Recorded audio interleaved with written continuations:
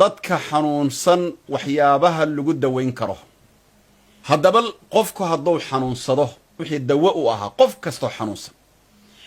khaasatan waxaan ka hadli doonaa oo iyagana aan sheegi doonaa adkaarta iyo aayaadka iyo awraadda ku qoran kutubaha cilmiga ama diinta ku qoran oo qofku haddii uu suuxo ama uu waalan yahay ama uu sixran yahay ama cudur laga dareemo lagu daweeyo. waxaad ogtihiin nabigeenna suuban sala allahu calayhi wasalam yahuuddu waxay isku dayeen nabi moxamed inay sixraan waa rasuulka ilaahi sala allahu calayhi wasalam. ilaahay wuxuu soo dejiyey 11 aayadood ama 2 suuradood oo la yidhaahdo mucawadatayn, suuratulfalaq iyo suuratunaas. labadaas suuradood aayad ka mida nabiga markii uu akhriyo inxallad cuqdatun, gunud ka mida guntimihii loo xirxiray baa furmaysa baa la yidhi. waa dawo. nabigu markuu jiifanaya waxaad ogtihiin sala allahu calayhi wasalam bikulli leyla labadaa gacmood in sidaa u kulmiyo ayuu ku akhri jiray korkiisa 3 mar suuradda la yidhaha ikhlaaska, suuratulfalaq iyo suuratunaas. mucawadataad baa laisku yidhaahdaa. suuradaha 3daabuu inta akhriyo oo korkiisa marmari jiray calayhi salaatu wasalaam 3 maruna ku celceli jiray. waa dawo. waxyaabaha dawadaa waxaa ka mid ah haddii qofku uu yahay qof suuxdimo qaba, ilaahay naguma ridee, dadka suuxdimaha qaba waxa lagu daweynaya ka bilaabaya. qur'aanku sidiisa wuxuu ka dawo badan yahay wax walba oo adduunka laga raadiyo oo dawo laga doono. laakiin marka la soo daalo in la yidhahdo bal qur'aan aan ku dayna maaha, waxa la iskaga fiirinaya ayaan laga dhigin, waa in asaga laga bilaabo wax walbaba. qofku haddii uu yahay qof suuxaya oo cudurka suuxdimaha ilaahay inta qabtaa ka badbaadiye annagana naguma ridee, haddii uu qabo an yu'adana fii uduni lmasruuci 7 7 mar baa horta dhegta looga addimaa. aadaanka bahalka iyo jinka iyo waxa ku jira oo dhan way ku baxayaan weeyaan. waxaa kale oo la sameeya dushiisa 7 maraad 7 mar baa waxaa lagu akhriyaa faatixada, 7 marna faatixada lagu akhriyaa. waxaa kaloo lagu akhriyaa lambarka 3aad 2 suuradood oo hadda aanu soo sheegnay, suuratulnaas qul acuudu birabinaas iyo suuratulfalaq. waxaa kaloo lagu akhriyaa qofka xanuunkaa suuxdimaha iyo dhibkaa iyo jinka qaba aayad kursigana waa lagu akhriyaa. waxaa kaloo lagu akhriyaa suuradda la yidhaah suuratu wassamaa'i waddaariq, kulligeed oo la dhammaystirayo oo si saxa loo akhrinayo oo qof weese qaba akhrinayo oo qof qalbi wanaagsan akhrinayo ayaa lagu akhriyaa weeyaan. waxaa kaloo lagu akhriyaa suuradda la yidhaahdo suuratulxashri, waa taqaanin qur-aanka kulligeed maaha, laga bilaabo aayadda low anzalnaa haada alqur'aana calaa jabalin la ra'aytahu khaashican mutasaddican min khashyat illaah. aayaddaa laga bilaabo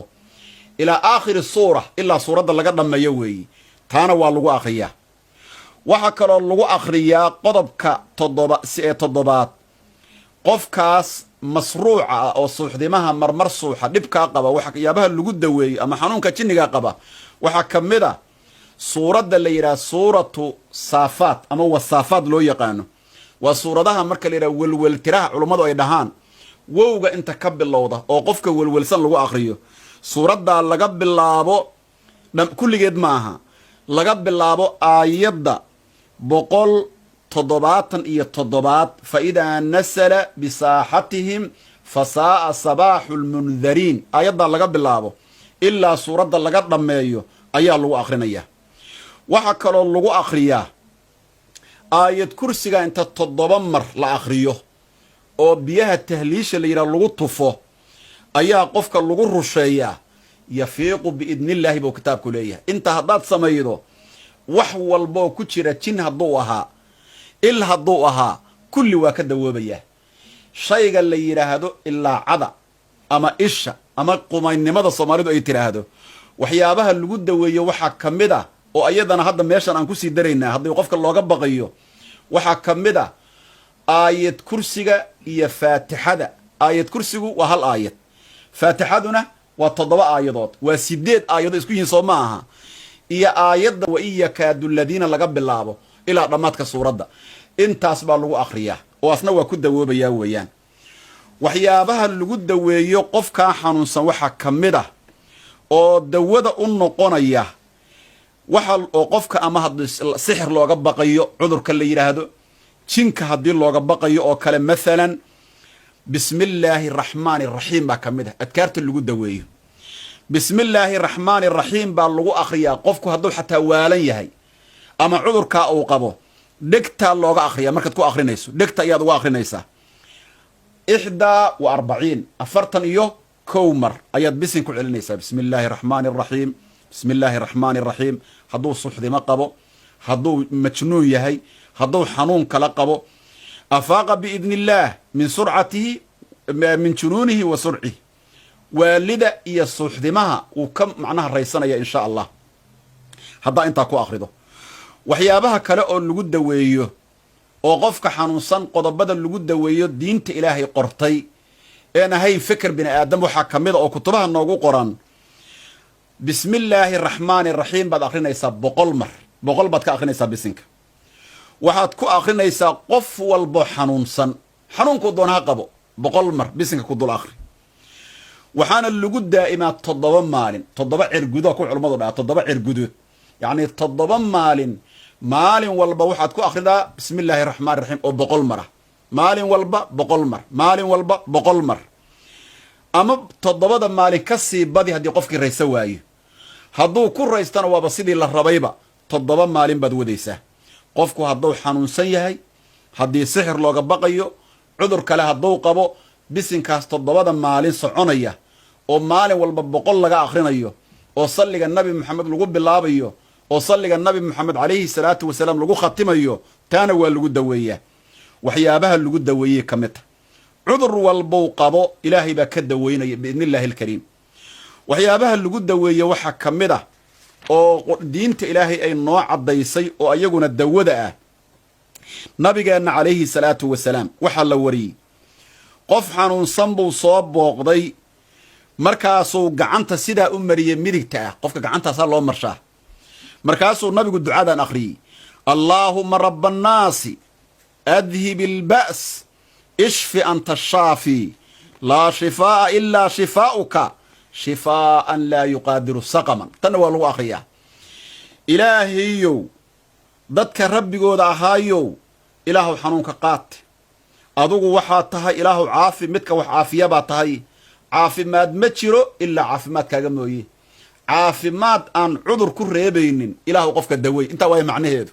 يعني أدوغ الدعاء آخري adkaarta hadda sax ugu akhrido ilaah baa ku daweynaya waxyaabaha lagu daweeyo waxa kamida oo nabigeena laga soo gaaray calayhi salaatu wasalaam abdullaahi ibn abdullaahi uthmaan ibn abi al-aas saxaabiga la yiraahdo wuxuu yiri rasuulka calayhi salaatu wasalaam ayuu macnaha saxaabigaas xanuun u soo sheegtay markaasuu nabigu la hadlay saxaabiga xanuunka sheegtay ayuu la hadlay wuxuu yiri ضع يدك على الذي تألم من جسدك meesha aad ugu baraaruga qofka naftiisu isdaweynaya way ogaw ama qofka aad daweynaysa laga rabaa gacanta saar meesha ku xanuunaysa saddex mar bismillah dah todoba marna waxa tiraahdaa a'uudu bi'izzati llahi wa qudratihi min sharri ma ajidu wa uhaadiru waxa kaloo kamida waxyaabaha la isku daweeyo aayadaha la yiraahdo aayaatu shifaa as-sitt aayadaha dawada ee 6 aayadood aayada ugu horeyda waxa weeye waa aayada ku jirta suuratu tawba wa yashfi suduura qawmin mu'miniin aayada waa la akhristaa aayada labaadna waxa weeye suuratu yunus 57 aayada ah وشفاء لما في الصدور وهدى ورحمة للمؤمنين آيات سدحات أو عافمات كالله أخرسته أما قفك اللغو أخريو اللغو دوي قرآن كوحوي أو آياتها عافمات كالله يراهدو فيه شفاء للناس إن في ذلك لآية لقوم يتفكرون سورة النحل آيات لحدن إيا السقالات لمبرك أويان آيات أفرادنا وحوي وننزل من القرآن ما هو شفاء ورحمة للمؤمنين ولا يزيد الظالمين إلا خسارا وآيات كتشد سورة الإسراء سديتا إيا سدح آيات أويان آيات الشنات وحوي سورة الشعراء آيات ديدا سديتنات وإذا مرضت فهو يشفيني آيات أغدا بيدا آياتها عافمات وحي كتشرتا سورة فصلت آيات أفرتني أفراد قل هو للذين آمنوا هدى وشفاء آياتها سنو آياتها عافماتك لو آخرستو دawooyin kaas iyo kuwa ka badan baa jira laakiin intaas baan rabaa inaan hadiyo uga dhigo inta xanuunsan oo dhan Allah nagu daweeyo ilaahayna idinku daweeyo waxayna noo tahay fi sabiilillah dhammaan qof walba xanuunsan Allah daweeyo hada wabillahi tawfiiq wassalamu alaykum wa rahmatullahi wa barakatuh